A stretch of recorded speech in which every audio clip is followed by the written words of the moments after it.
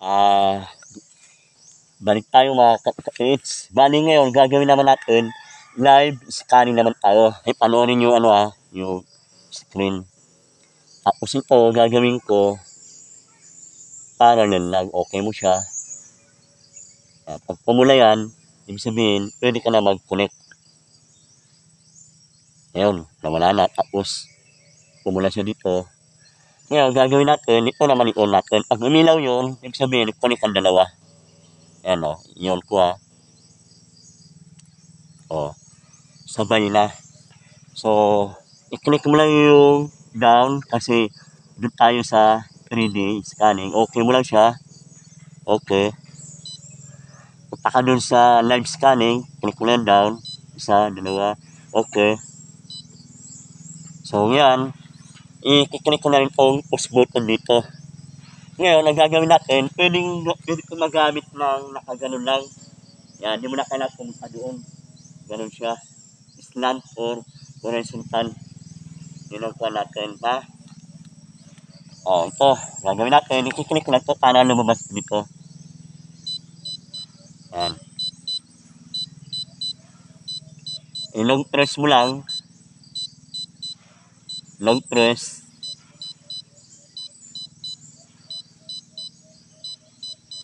Hanggang lumabas pa dito. Yan, okay na. Malapit na lumabas yan dyan.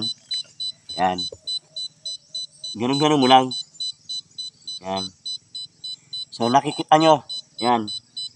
Yun na siya. Target natin. I-okay mo na siya dito. So, napakaganda talaga mga kapits. Yan, di ba? Ginanon lang natin. Ganun-ganun. Hindi mo na kailangan. Layo ko mga 10 feet.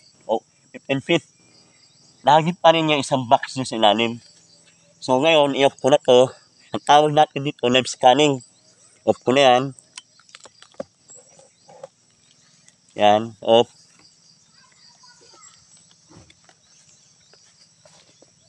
Yan. So, na-off na natin. Gagawin natin, i-click mo na itong nakapula dyan na may X. May X. Click mo yung isa. Tapos,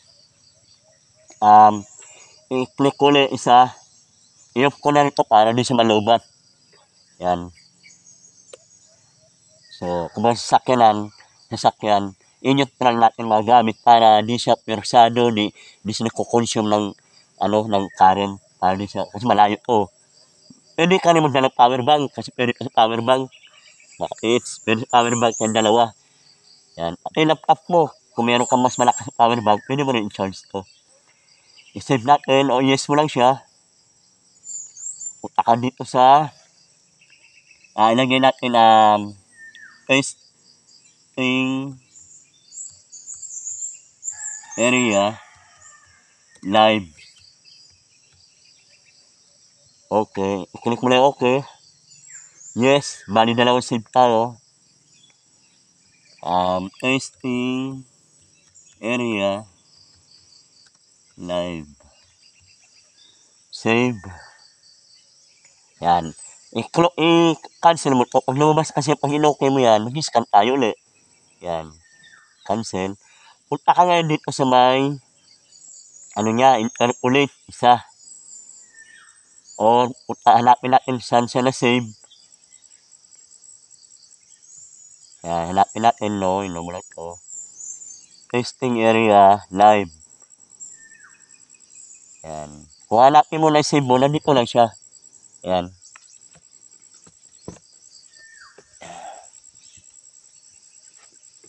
Yan ang kuhan.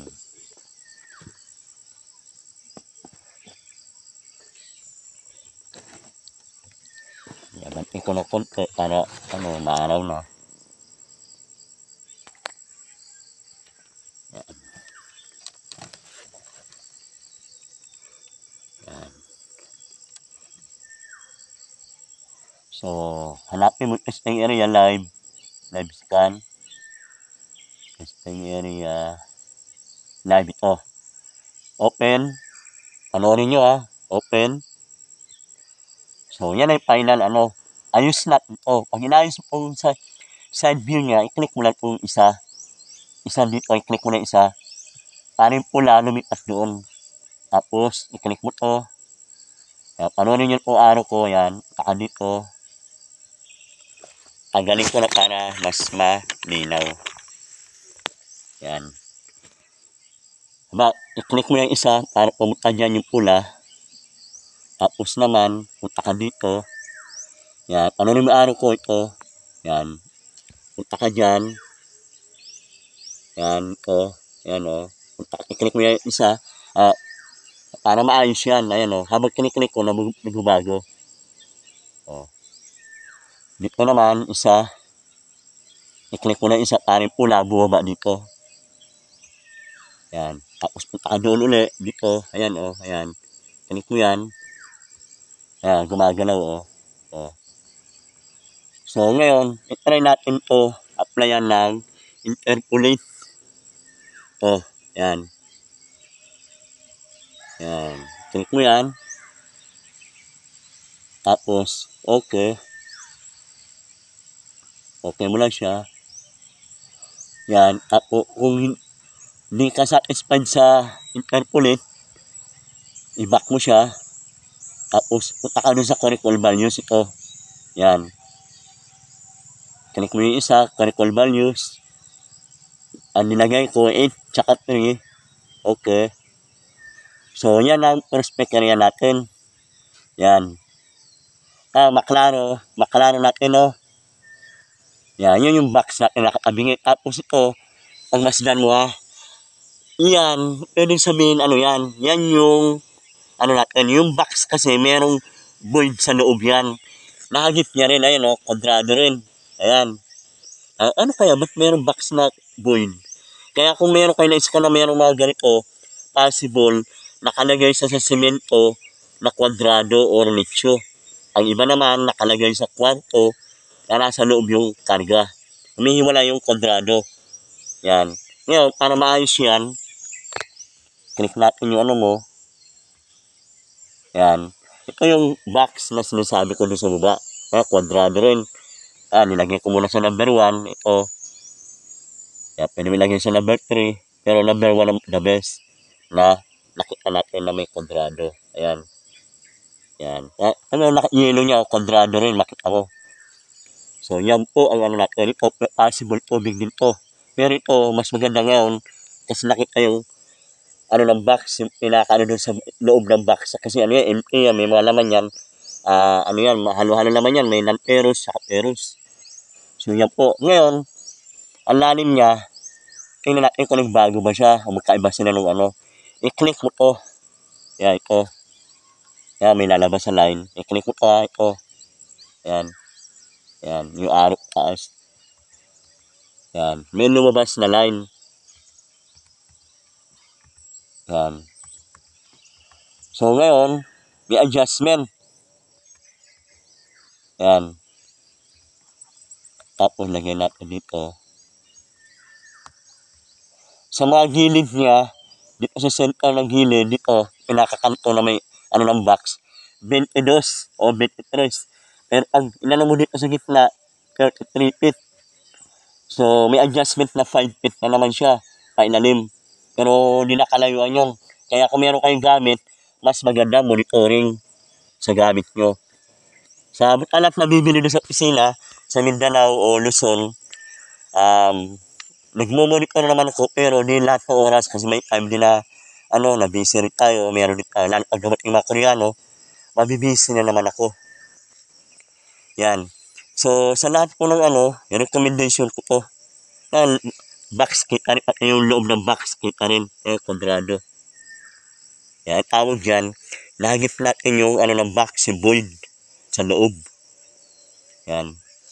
So, pag mag-scan kayo pala, gaya na sinabi ko, 6 to 8 to 9, okay. Pero kung area nyo malilim, puro kawayan, o malaking puno, balite, kahit tanghali pwede. Kasi area ng lupa na ginagalawan nyo ay dinaarawan, mas maganda. Para yung aura ng sa ilalim, mag-react na hindi sumama yung niya, ibang ng uri ng metal o mineral sa ilalim. So, yun po ang ko. So, ang ganda para sa akin. Kaya ito, partner ko na naman ito sa produkto natin. Yan. Pero, dapat, pag testing kayo, ganito, Yung pang-pressure talaga na baon, hindi yung ibabaon mo lang ng tsinelas mo, ibabaon mo lang ng paa mo. Hindi gano'n. Para ano, kumbaga, pinaghirapan mo rin, ibaon, pinabunan. Testing mo, talagang ano, kung meron kayong bako, magbaon kayo ng drum. So, maganda yan. Huwag yung magbabaon lang kayo ng sa alikabok o putik na mababaw. Okay naman yun kung ang gamit mo ay metal detector, pwede yung kakapain mo siya. Pero pag mga target mo 1 tons na, kasi 1 tons po sa experience lang doon sa kilipin natin, 2 by 2 feet, ano, pag kinamada mo yung ano, depende sa laki ng ano rin, napaka-ribar nila, yun. Ganun po ang ano natin, yan. Huwag kayo mawalan ng pag-asa kasi yung mga dayuhan nga pupunta dito para maghanap. Eh tayo, nandito na, di ba? Pero sa may mga ano lang, yung hobby-hobby lang nyo. Pero pag di nyo hobby na mainipin kayo, pwede nyo ipasa sa iba yung prospect area nyo. Gaya ng Koreano, ganun ginagawa nila, binibili nila. Ang iba naman, rentahan yung lupa. Ang iba, projectan yung lupa mo. Pero dapat, alam mo na may laman yung lupa mo. Kasi kawawa ka. Projectan yung lupa mo, kukunin lang pala yung laman. Yung iba, project na private ba? Pag government, wala ka magagawa dyan. Government yan eh. Yun ang kuan. Pag private, so pwede ka mag-react. Pero pag government, wala na. Kumbaga, ano ka na. Freeway ka, kumbaga. So, ganun po mga tips. Ang ganda na resulta natin sa live or 3D scanner natin. Ang pag live, the best na gamitin yung pwede mo siya islant. Ba, nandun yung site mo. Ganun-ganun mo lang siya. Yan. Tapos nakikita mo yung ano mo na laptop.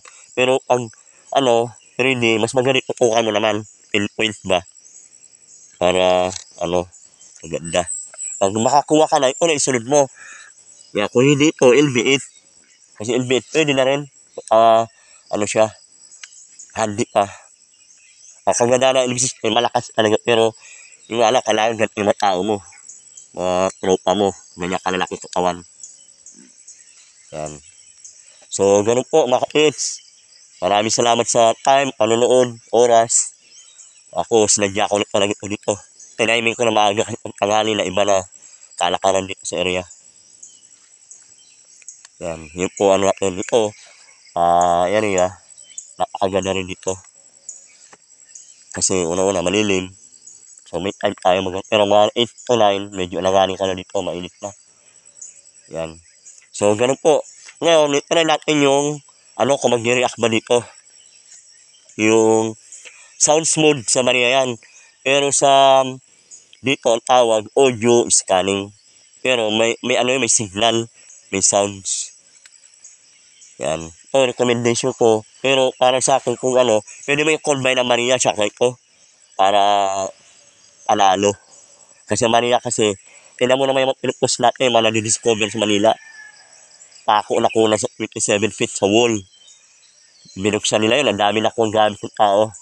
Ngayon, pag makapasya na sa Manila, natin yun, tulungan natin na para kung balatuan. Kasi may time na yung iba nakuha din tayo balatuan. Lang tayo, nag-iway ba? So, gano'n lang po mga kids. Tawag na kayo sa number na ilalagay ko dito. Kung kailangan nyo, sabihin nyo lang. Yan. Tapos yung laptop natin, dapat, siya, walang mga virus. So, ngayon, try natin yung yung likod niya.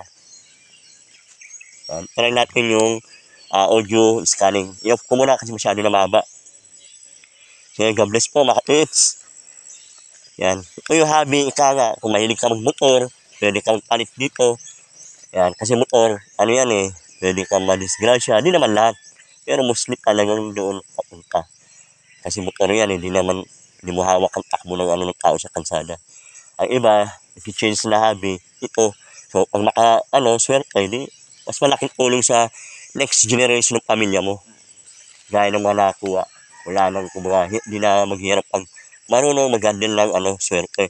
Advice ko, pag makakuha kayo, turo na Koreano, magbenta kayo ng 1 kilo, yung 1 kilo, pamigay nyo sa mahirap.